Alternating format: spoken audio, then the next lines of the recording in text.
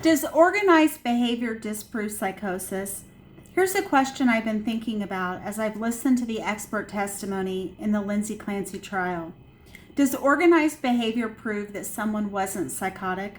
Because that's essentially one of the arguments we've heard from the prosecution's experts.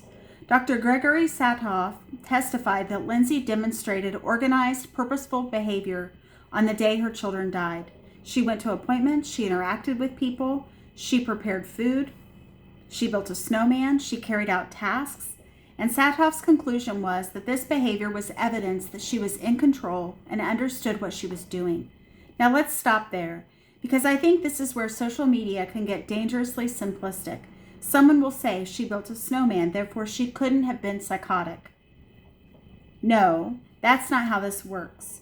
And we know that because the testimony itself tells us the psychosis isn't necessarily an all or nothing state. A clinician who testified earlier in the trial explained that psychosis can look very different from person to person. She also testified that some people can experience moments of clarity while experiencing psychosis. So the existence of organized behavior doesn't automatically answer the legal question. The real question is, what does the behavior tell us about Lindsay's mental state at the specific time of the killings? That's a much harder question. Because a person can be mentally ill and still be organized. A person can be depressed and organized. A person can be suicidal and organized. A person can be delusional and still be capable of carrying out ordinary tasks. And even someone experiencing psychosis isn't necessarily incapable of every organized behavior every minute of every day. So when the prosecution points to Lindsay's behavior that day, I don't think the proper response is, that proves she wasn't psychotic. And I don't think the defense gets to say, she was psychotic, therefore everything she did was involuntary. Neither statement gets us all the way there. Because criminal responsibility isn't simply a question of, was she mentally ill? Both sides essentially agree that she was suffering from significant mental health problems. The fight is over what her mental state meant for her ability to understand the wrongfulness of her actions. And that's where I think the organized behavior evidence becomes important. Not because building a snowman is some magical psychiatric test. It isn't. It's important because the jury is being asked to reconstruct a person's mental state after the fact. And that's incredibly difficult. We're looking backward. We're looking at behavior. We're looking at statements. We're looking at medical records. We're looking at what she told experts. And we're asking experts to interpret all of that through competing psychiatric frameworks. One side says, look at the organization, look at the planning, look at her choices. She understood what she was doing.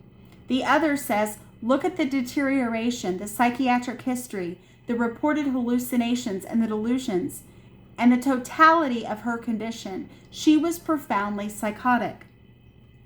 And here's where I think Grace and Gavel needs to be careful. Neither side gets to pick one fact and make it carry the entire case. The snowman doesn't decide the case. The voice doesn't decide the case. The medications don't decide the case. The psychiatric history doesn't decide the case. The behavior immediately before the killings doesn't decide the case by itself. The jury has to look at the whole picture.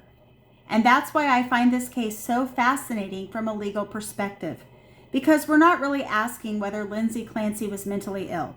We're asking whether, at the critical moment, her mental illness reached the legal threshold that Massachusetts law requires for a finding of a lack of criminal responsibility. That's a very different question. And it is one reason I'm hesitant when I see people online saying, she did X, therefore she couldn't have possibly been psychotic. Psychiatric illness isn't a Hollywood switch. People don't necessarily spend every second in an obvious state of disorganization. And at the same time, the defense can't simply point to a diagnosis and end the analysis.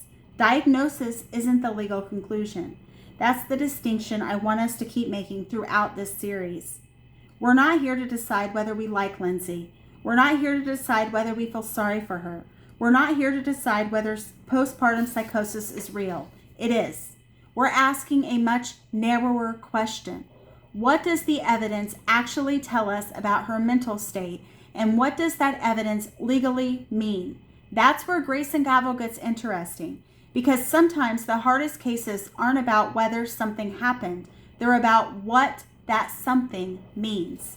Thank you for tuning in to Grace and Gavel, where truth meets compassion. My name is Buffy. I'm an almost 18-year criminal defense attorney. If you got value from this, please consider liking and subscribing. And I appreciate your support, and I hope you have a great rest of your day, and hopefully you'll come back and see me again soon. Have a great day. Bye-bye.